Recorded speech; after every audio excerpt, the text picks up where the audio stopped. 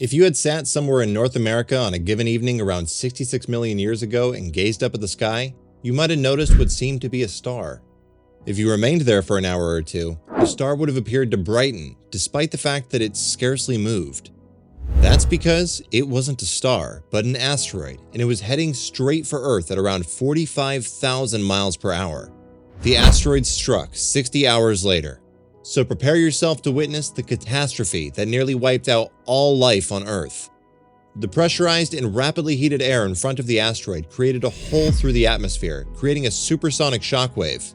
The asteroid collided into a shallow sea on the Yucatan Peninsula.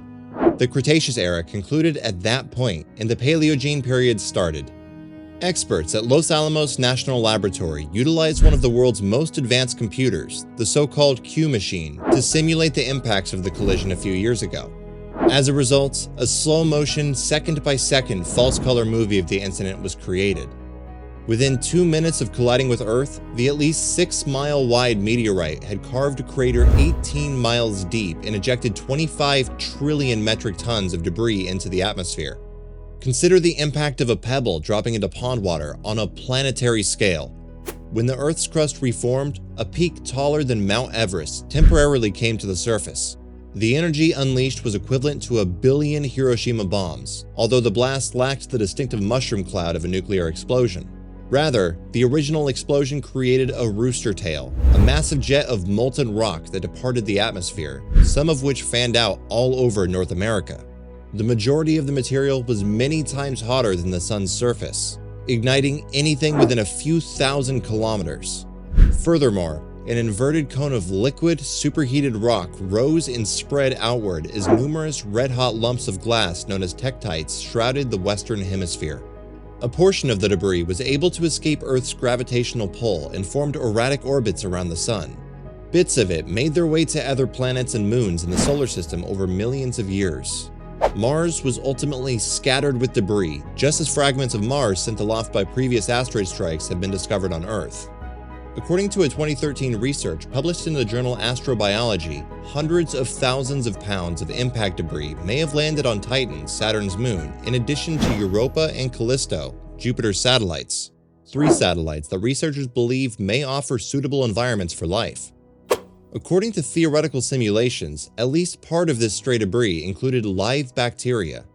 It is fascinating to think that even as it devastated life on this planet, the meteorite may have planted life throughout the solar system. On contact, the asteroid was destroyed. Its material, when combined with evaporated Earth rock, generated a hot cloud that stretched midway to the moon before disintegrating in a scorching ash column. According to computer simulations, the debris storm heated up the air within 1,500 miles of ground zero, causing massive forest fires.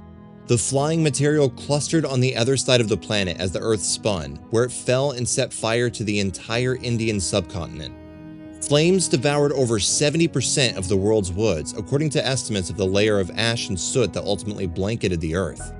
Meanwhile, massive tsunamis raged throughout the Gulf of Mexico, tearing apart coastlines and scraping away hundreds of feet of rock, bringing debris inland and then dragging it back out into deep water, creating tangled deposits that oilmen occasionally uncover during deep-sea drilling.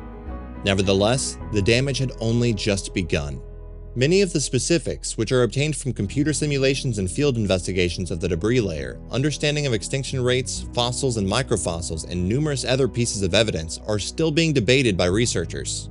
However, the general picture is persistently bleak.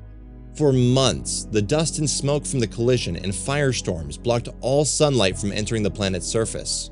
Photosynthesis almost completely ceased, destroying most plant life, eliminating phytoplankton from the oceans and leading the quantity of oxygen present in the atmosphere to fall.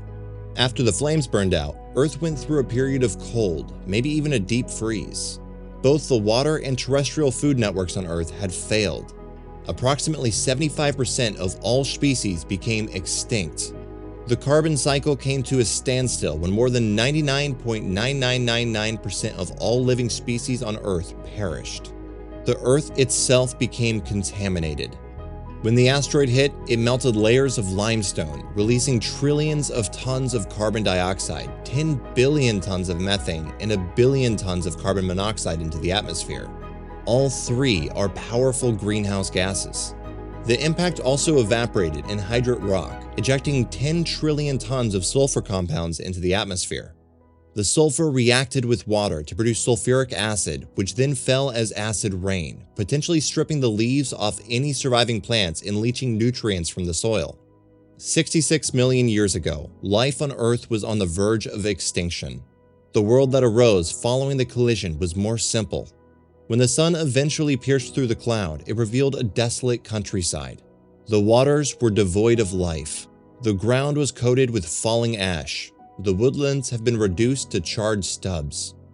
As the greenhouse effect kicked in, the cold gave way to severe heat. Life was largely made up of algae mats and fungal growths.